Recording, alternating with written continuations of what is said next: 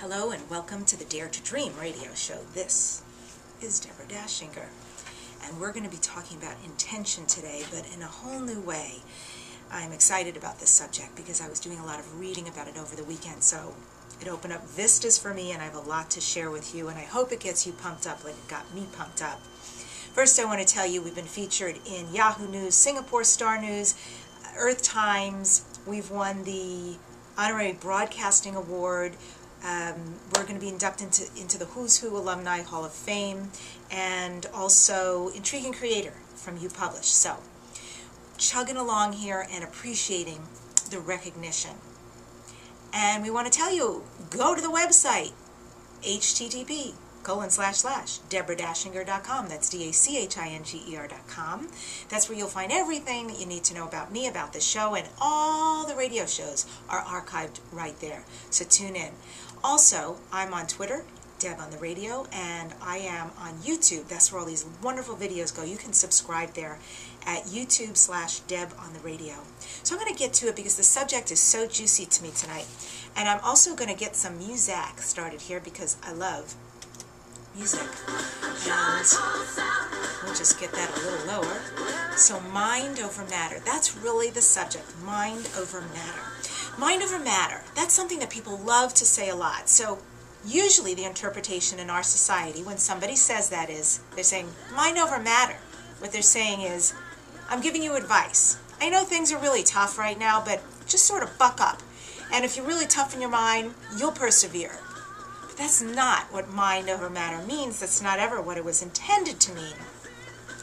Because mind over matter literally means that our minds create the matter around us. Our minds create the physical universe that we experience. Our minds are master over the matter that makes up our world.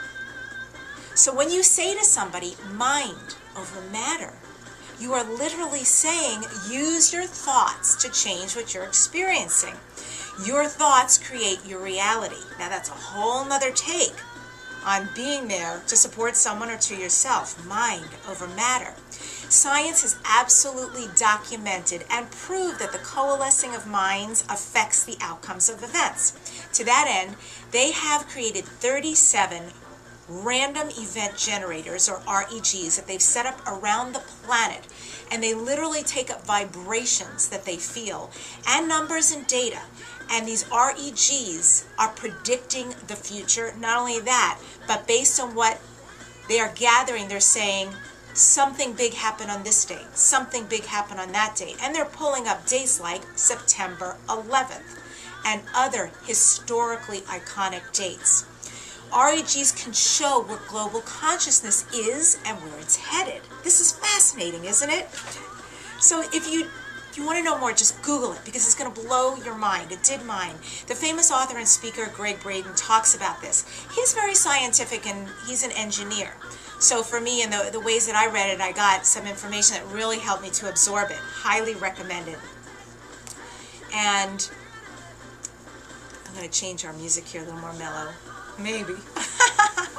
So if all of this is true, okay, we've actually got science documenting. We've got generators that are bringing in information. We're seeing that our mind creates matter in our world. If this is true, then doesn't it make you wonder how human intention affects one's world? How does it affect yours? How does it affect yours? Because scientists have already proven that focused thought literally can change things.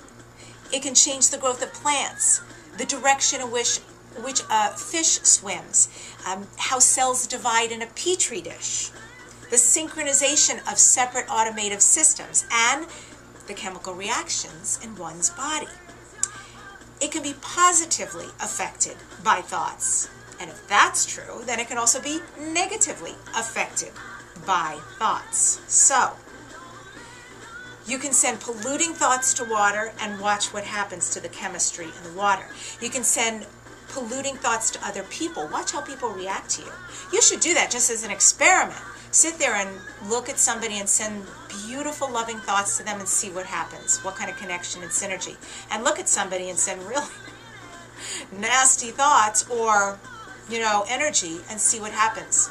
I know you'll see a difference. And then that informs you how you may want to be in your life each day, what vibe you may want to send out. And if you're going to go on a job interview, or you're going to do something of import, or a party, or anything of, well, it's all important because we're all connected, but something a little heightened, remember that, so you send out a very particular vibe when you go on this, and you'll see things turn around for you. Human thought literally transforms its physical world.